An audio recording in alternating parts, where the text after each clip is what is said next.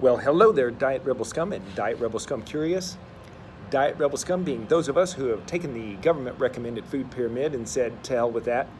We're not going to eat high carb, low fat. We're going to eat high fat, low carb because we think the high carb, low fat thing is a bunch of bullshit. So, okay, I just thought I'd give a little check-in after I haven't posted since the end of the half marathon in Salina, Kansas. At least I don't think I did. Pretty sure I did not. So I've been running. I kept, let's see, I think I just took 2 days off. I don't think I didn't run Sunday for sure. Monday, did I run anything Monday? I'm gonna have to look at my, but anyway, Tuesday, Wednesday, and now Thursday, I think I've run all 3 of these days.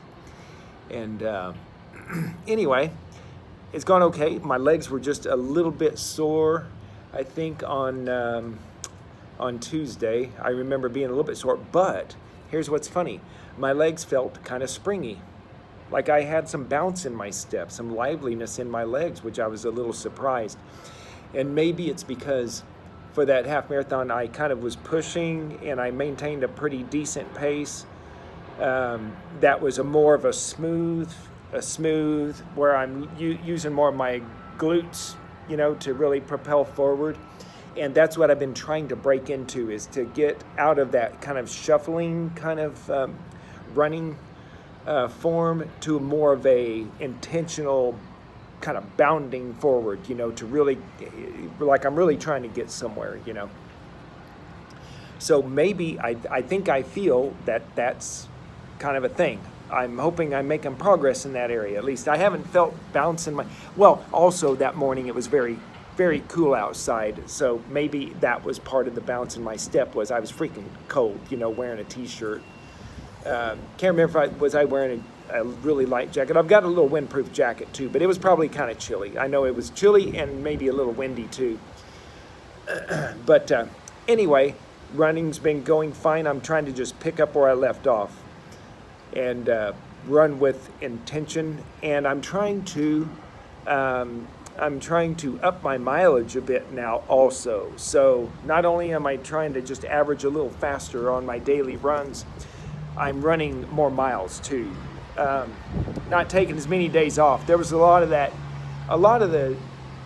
my running before has been like every other day, and I would have a few straight, 2 or 3 days in a row running, scattered here and there. But for the most part, it was like 3 or 4 days a week.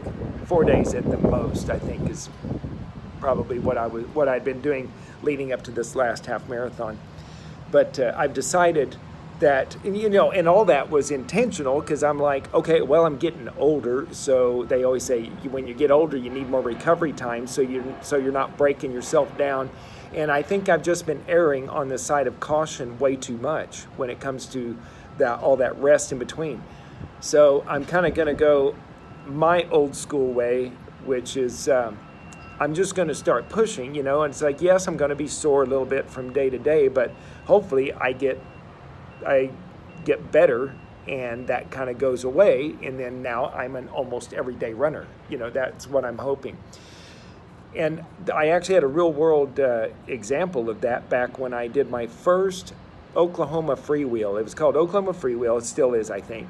I haven't been on it in many years, but it was a bicycle trip from the south border of Oklahoma to the north. So you go from Texas to Kansas, and it's a multi-day trip, and I was not a cyclist at the time. You camp in each town along the way, so it's like a 5 or 6 day, maybe 7 day trip. I forgot, but anyway, we rode anything from I think the very lowest day was in the 40-ish some miles maybe, and we would have a couple of 80-mile days. Well, the most I had ever ridden a bicycle before my first trip on that was 30 miles, but I thought, okay, if I can ride 30 miles, I can ride 50 or 80 or whatever. I didn't think it would be that bad.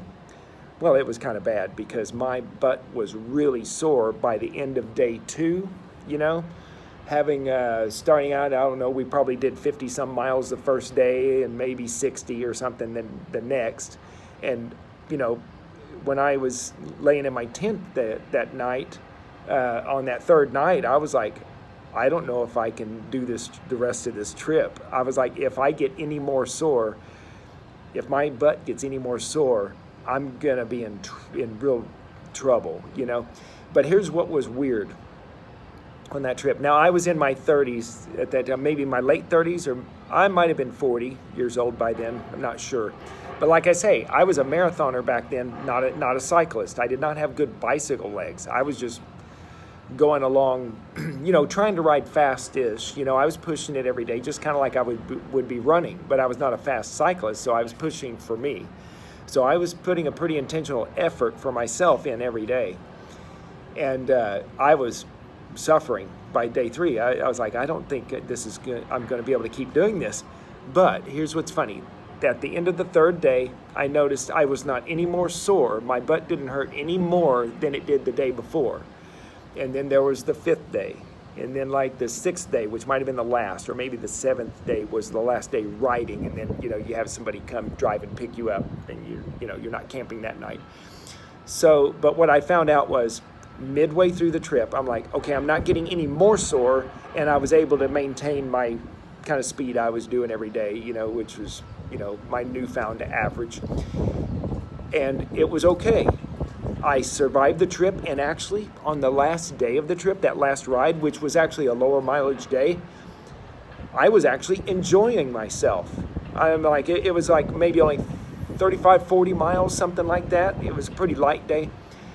And before we got in the final town, host town in Kansas, or it wasn't, they didn't host us because we weren't staying. But anyway, I digress.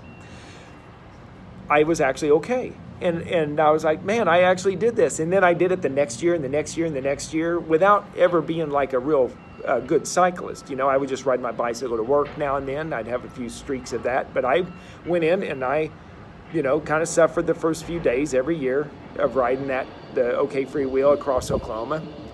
And I was always okay, you know, by the end of it. So my running can be maybe the same thing.